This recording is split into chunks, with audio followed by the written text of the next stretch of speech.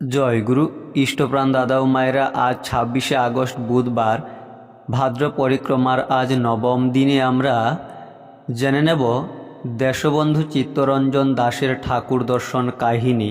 এবারে বিস্তারিত।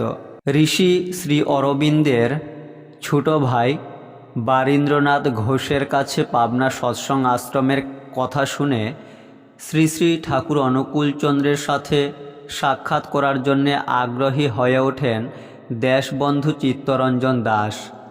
অবশেষে 1924 সালে কলকাতার মানিকতলায় এক সন্ধ্যায় শ্রী শ্রী ঠাকুর অনুকূলচন্দ্রকে দর্শনে আসেন। সেদিনেই বিশদভাবে নানান বিষয়ে শ্রী শ্রী ঠাকুরের সাথে আলাপ আলোচনার পরে তিনি ঠাকুরকে গুরুপদে গ্রহণ করেন।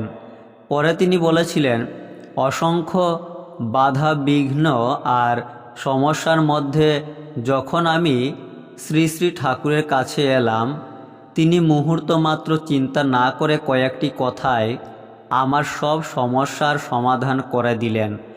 তার শিশুসুলভ সারল্য আমাকে মুগ্ধ করেছিল। সেই দিনটি ছিল 14 মে 1924 সাল। প্রথম সেই ঐতিহাসিক সাক্ষাৎকারে শ্রী শ্রী ঠাকুর দেশবন্ধুকে বলেছিলেন, জীবনে চাই আদর্শ বা গুরু। যেমন অর্জুনের গুরু ছিলেন শ্রীকৃষ্ণ, শিবাজির রামদাস স্বামী আর চন্দ্রগুপ্তের চাণক্য। আর খুব নাম ধ্যান করতে হবে, তাতেই শক্তি পাওয়া যাবে। সেই শক্তি দিয়ে অসম্ভবকে সম্ভব করা যাবে। তারপর 1925 সালের মে মাসে পাবনা সৎসঙ্গ আশ্রমে এসে কয়েকদিন ঠাকুর সকাশে অতিবাহিত করেন দেশবন্ধু।